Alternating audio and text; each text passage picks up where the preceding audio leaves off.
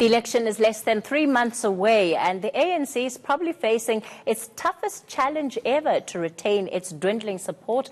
To make matters worse, the party has been embroiled in a number of scandals, officials and the party itself being implicated in corruption, and 2 spokespersons have had to step aside amid accusations of sexual abuse. And it seems the ANC is scoring its own goals. Now, can the party survive or recover in time for the ballot that's taking place in May? With us is Professor Susan Boyson, the Director of Research at the Mapungubwe Institute for Strategic Reflection, and political analyst Dr. Somadoda Afikeni, who is joining us from our Pretoria studios. Let me thank you both for your time tonight. And because you're in front of me, Susan, I'll start with you. If you're a political doctor, what is your diagnostic of the current state of the ANC patient? Well, yes, I'd be torn between a doctor and being the coach and teaching them about not scoring own goals. But it would really seem that deep down there are serious health problems. But on the surface, there's been Ramaphoria, it calmed down, subsided somewhat. But the ANC is still somewhat recovered from where it had been before departure of former President Jacob Zuma. So it's almost as if it is in this bubble of freedom where it has some space, some zone in which it can make mistakes, but still knowing, and there are all indications that the polling information shows that they are at this stage, if they do not score many more self-goals, above the 50% level. So there are serious problems, but they are in a safe-ish zone. And we know President Ramaphosa has got a higher level of support, higher approval rating for the kind of job he's doing at this stage than the ANC has. And that is ideal for a political party to go into an election on that basis, where the president has got a higher approval rating than the party. So it is being pulled up. For at least 2 elections, the ANC had been pulled down by former President Zuma's much, much lower approval ratings. Dr. Fikeni, I wonder if you agree with what Susan Boyson is saying, that the ANC, well, they might be making mistakes, but they've still got room to maneuver. Certainly, I do agree with my colleague in many instances. I do think that we must be mindful of the fact that ANC's own weaknesses do not translate into opposition strength. Therefore, the challenges within opposition, which makes them not in a position to take advantage even of a weakened ANC, is also a factor that we should be reflecting on. And secondly, the approval rating of the president and the party leader might be one of the very positive things that they might be holding on to, but also it will depend on how they deal with the emerging scandals. If, for example, what is coming out of the State Capture Commission is one of the things we may refer to, it may depend on the perception of people saying, at least finally we hear about it, and finally something is going to be done about it. And that commission has been instituted by the very same party leader. So to that extent, you do have that positive element and a saving grace for the ANC to recover its lost ground. So, Dr. Fikeni, if I'm hearing you correctly, you are saying that some of the allegations that we've had come out of the State Capture Commission, I mean, they go as far as, the ANC having benefited from hosting war rooms at Bosasa's offices free of charge. Today we have visuals of what those war rooms looked like now emerging. Are you saying that despite the fact that it will be hard for the party to distance itself from activity like that, it won't necessarily cost them at the ballot? Remember that the whole notion of business-politics relationship has been shrouded in secrecy. At least now we do have a new law. every other voter knows that political parties do have some business dealings and business relations, except that these were not transparent in the past. So the one positive is that there is now a law to expose that going forward.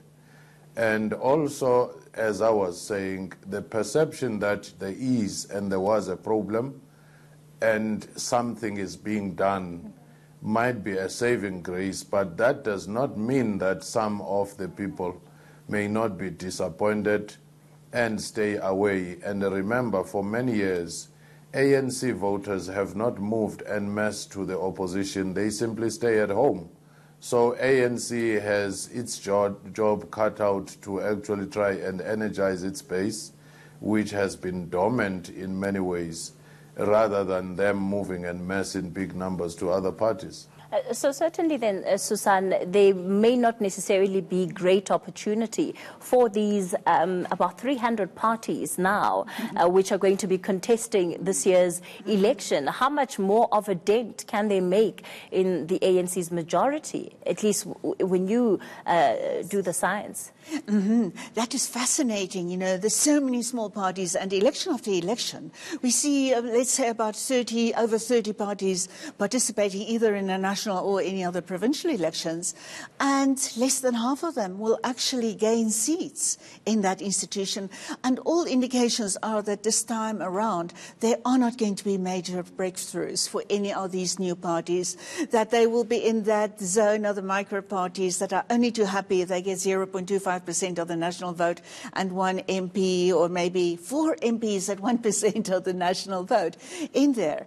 And that is it seems that, and that is fascinating amidst this incredibly fraught and often corrupted state and party political environments. That a political party has got, a governing party has got such a good chance still to maintain an outright majority and possibly a few percentage points above an outright majority. And that is precisely to do also with that word you used just now, putting distance in there. We see the ANC playing that game very shrewdly. You know, it's not that ANC, it's a new ANC now, or it's not the party, it is an individual who did that. They're very good at pointing out continuously that there is this distance. It's not us, it's the other grouping.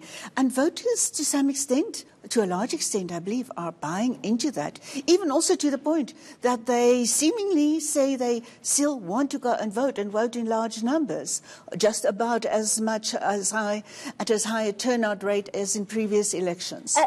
And, you know, just on this point, Dr. Fikeni, let me bring you back into the conversation. Is it truthful for the ANC to consistently create this distance between themselves and perhaps some of their members, which we've seen being named at the Commission of State Capture, or even what we see happening factionally within the party? And we'll point just to last week with those statements regarding the comments made by Minister Pravin Gordhan and Senzo Mchunu, apparently, and then, you know, the Secretary General issuing a statement and then having to backtrack on that particular statement. Remember that the ANC's age and its deep institutionalization over generations has made it more resilient to deal with contradictions which otherwise would have splintered other parties. And also, as Susan was saying, ANC has become a genius of reinvention. Each time, each phase, it will come up with something to reposition itself, even at the most awkward times. So we should not underestimate its ability over time to deal with these contradictions, which otherwise have destroyed other parties.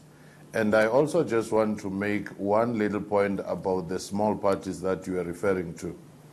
One curious fact is that we had the AIC, which mysteriously gained votes away from Matatiele, where it was merely a community-focused party.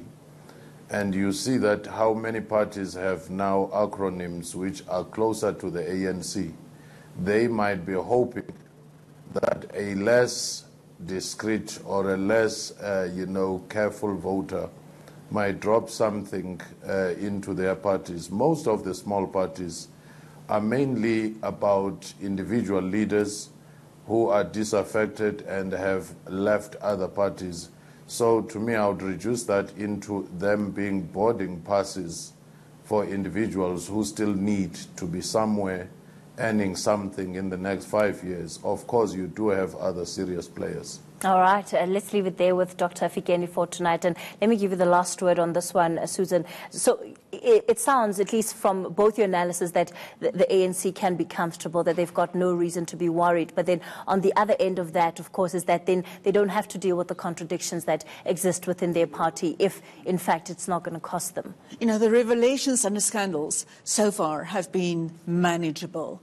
But if anything much worse, irredeemably bad really comes out, the ANC could still dip dangerously close to that 50%, to the level of an outright majority. And it's national. Gauteng is a possibility. It runs a danger. So it really can hope that not many more serious problems emerge, and that there are not serious revelations about President Cyril Ramaphosa because he's so strong, he's such a center point in the ANC's campaign. And that is why opposition parties are really going for him and attacking him.